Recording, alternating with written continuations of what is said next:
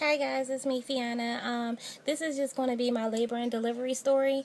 I know it's long awaited. I had him a week ago today, so he like in his in and out state. Like he just ate, so he kind of like drunk from the milk, and I'm looking over at him now. He's in this little swing, but it's just vibrating.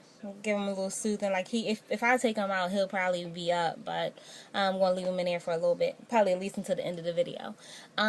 So I'm gonna start off about what happened when I got admitted to the hospital.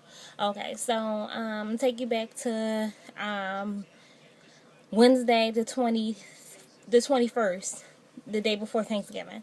I had my doctor's appointment. They swept my membranes. The whole day I was feeling crampy, but nothing more than just cramps. Okay, so Wednesday night I went home. I took about 2.5 ounces of castor oil, and yeah, it had his ill side effects. But I think it works because Wednesday night I woke up around 2 o'clock in the morning. I felt really crampy again. I couldn't sleep. I'm texting the baby dad. I'm texting him like, look, I think I might need to go to the hospital. Stay near your phone. Yeah, he didn't answer. So I was like, I'm gonna go back to sleep. I was able to go back to sleep, so obviously I wasn't in like full labor. Um, Hold on. Little boy. Okay. So I wasn't in full labor. So, come Thanksgiving, I'm feeling sharp back pains, um, a lot of contractions. So I'm like, okay, I'm not gonna go. I'm gonna wait till the 411. They want you to have, um, 3 minutes in between a 1 minute contraction. So I'm gonna wait. So I'm like around 2 o'clock in the morning on Thanksgiving night. I'm feeling the 411. So I'm like, okay, I'm gonna go to the doctor at the hospital. So I get to the hospital. They check me. They're like, oh, you're only 4 centimeters dilated, and my contractions had slowed up. So I'm like, great. They're gonna send me home again. So I'm like, no, don't send me home. Like, I'm just saying it in my head. I'm like, I can't take it. Like, I don't want to be sent home again. So, she checks me again, and my water bag is like right at the bottom of like my uterus. So, like when she was not uterus in my cervix, so she was able to poke it, and she broke my water. So they had to keep me. Um, this is around like 3 o'clock, 4 o'clock in the morning. So I called his mom and him, and they came to the hospital. They transferred me to like the labor and delivery suite, and that's when my contractions started coming back to back, right on top of each other. So, like I want to say I was like 5 centimeters dilated, and that was like 9 o'clock in the morning, 8 o'clock in the morning. So my contractions was getting too strong, too strong. So I was like, you know what, give me the upper door. Like I was literally crying. Like my mom and his mom is telling me, oh, here comes another contraction. I'm like, no, I don't want another contraction. Like I was just that pain was just ridiculous. Like it's really undescribable, and it's the devil. Like I felt like I was possessed. That's how bad my contractions were. So I get my epidural. I'm like praising God. I'm like I wanted to give the anesthesiologist a hug because that's how much pain I was in. So I'm like settled. I'm not feeling no more contractions. Oh, before I got the epidural, I had got this. I think it's called Fentanyl and Benadryl mix. So it made me like feel high and loopy, but it didn't take away the pain. It took like the edge off, but it didn't take away none of the pain. So yeah. So it's about 10 o'clock. 10 o'clock now, and or 10:30, and they're like, okay, you have a fever. My fever was like 101. Then they checked it like 10 minutes later, it was like 103. So I had a fever. So they was giving me like, so they were saying I had an infection. So they was giving me antibiotics, and they gave me Tylenol. My fever still didn't go away. The baby's heart rate was like 180. And then it kept skyrocketing up like between 180 and 120. I mean, 200. So they're like, okay, if it doesn't go down in the next 30 minutes, we're going to do emergency C-section. So I'm like praying. I'm like trying to keep calm so his heart rate will go down. They're like giving me water, not fluids, and so nevertheless, it didn't go down. So they, like, all these doctors bust in my room. Like, it was like really a scene off of a movie. All these doctors bust in my room. Like, yeah, Miss McCoy, we're going to have to do emergency C-section. Are you allergic to this, that, and the third? I got a nurse on this side that's giving me medicine in my IV. I got another nurse that's telling me all the procedures. The anesthesiologist came back in to tell me about the medicine they were going to use in a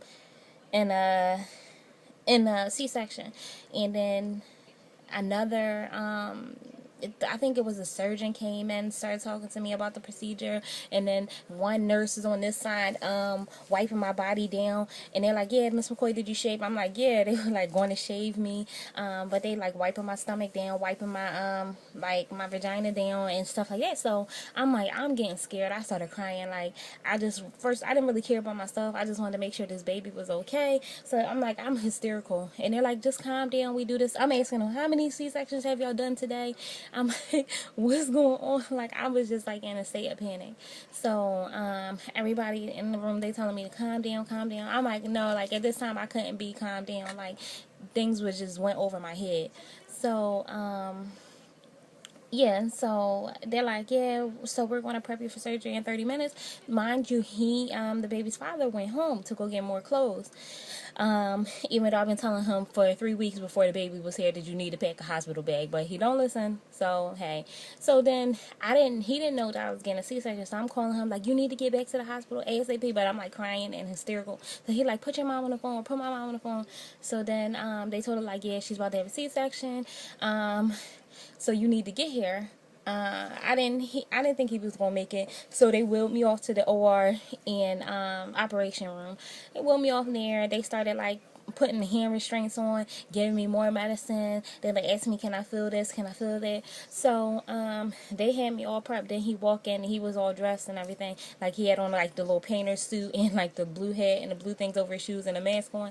So I'm like, oh man, it's really go time. So like the procedure didn't take that long. I want to say it took like 20 minutes, and then I felt all this pressure and tugging and pulling, and the baby was out. They held him up, and I'm like, oh, my baby is finally here. So then they took him over to the station to weigh him, measure him, and so he can cut the umbilical cord.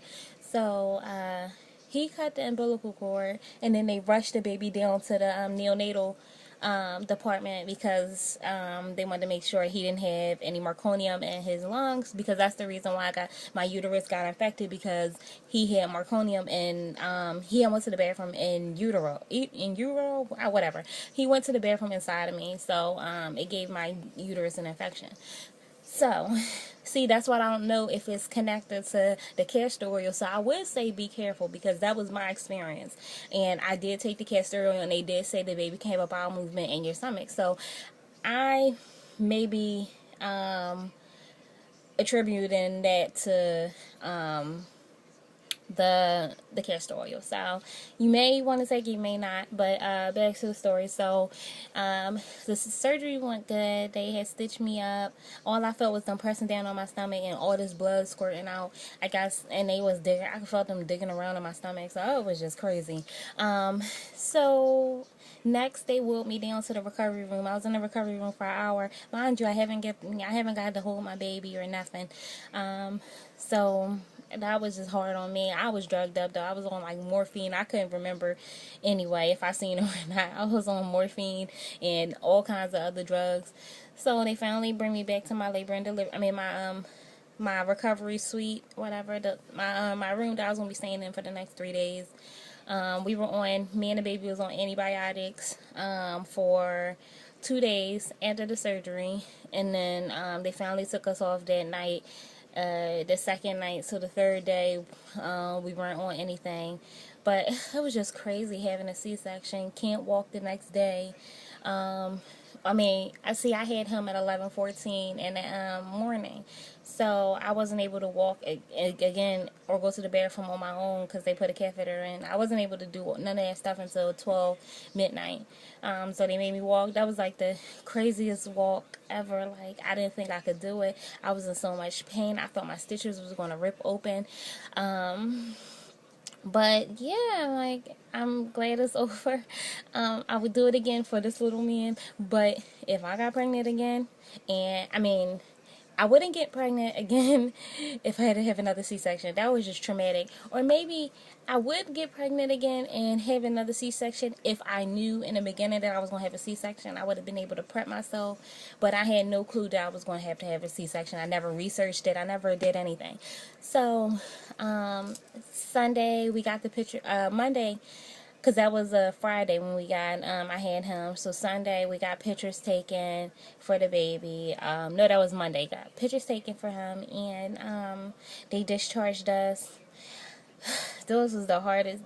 In the hospital was the hardest day. That was the hardest time of my life. I never been in that much pain. I never had to depend on so many people. Like, it was really ridiculous. Like, that was like the hardest time of my life. So, and I'm glad that I had great people to support me. Baby's dad stayed there with me the whole time. Like, he did things that I wouldn't even expect him to do. Like, I was hopeless. I really couldn't do anything. Like, this man was really in there changing my pads, like, helping me. I really couldn't bend down. I couldn't lift my legs up. Like,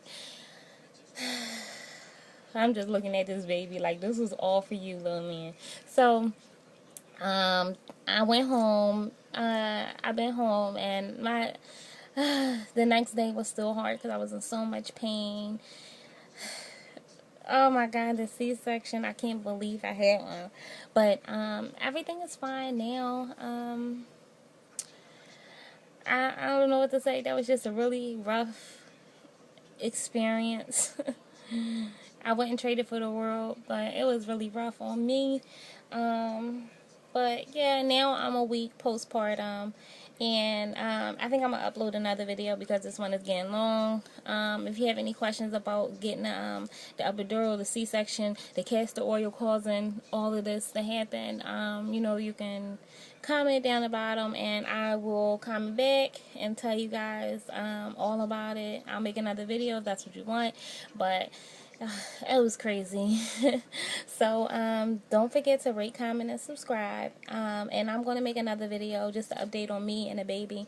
As far as a week, he's a week old, I'm a week postpartum, so I'm going to do my next video. I'll probably have on these same clothes because I'm going to record it right now.